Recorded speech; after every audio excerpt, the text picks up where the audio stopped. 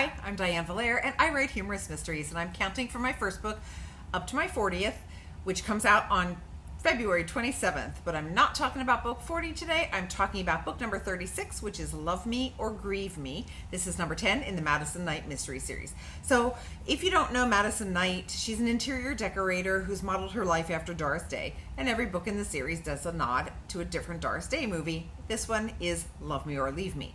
This was another Doris Day movie that I had not seen before I decided to write this book. So I got to spend a little bit of research time watching the movie a few times, getting familiar with it. It is a little more serious of the Doris Day movies, and I feel like this book has a little bit of a different feeling as well. Not necessarily that it's more serious, but it does have a different vibe.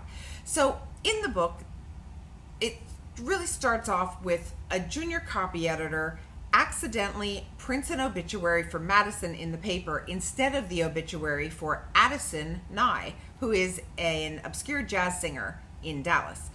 And the only people who were surprised that Madison Night died were people who thought she died already. That's how obscure she is. She's just fallen out of fashion. Madison now has a whole bunch of problems in her personal life because she's got canceled lines of credit, she's got people thinking she's deceased, she's got people sending flowers to all of her loved ones, people are coming out of the woodwork sending condolences. So she's dealing with all of that, which is a bit of a complication in her life. But she also has an odd curiosity about the woman who actually did die, who shares a very similar name.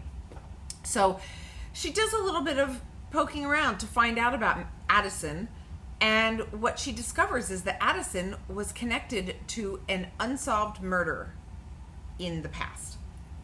So this, of course, brings in all the usual suspects of the mystery series and solving the crime, and Madison's curiosity is alive and well. But there also ends up being a current day crime, a current day murder, and these two crimes are connected somehow, and that is really where we go with this particular one. So one of the things I never really riffed on in the previous Madison Night books was the music, and Doris Day was so known for her music and her voice, and so this one really does kind of lean into the musical aspect of Doris Day's world, of just bringing in music as an element of Doris Day's world.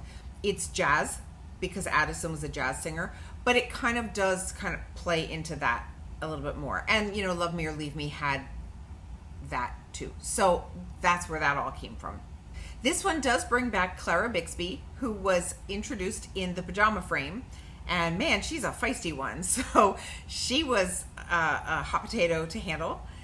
That is your backstage pass for Love Me or Grieve Me.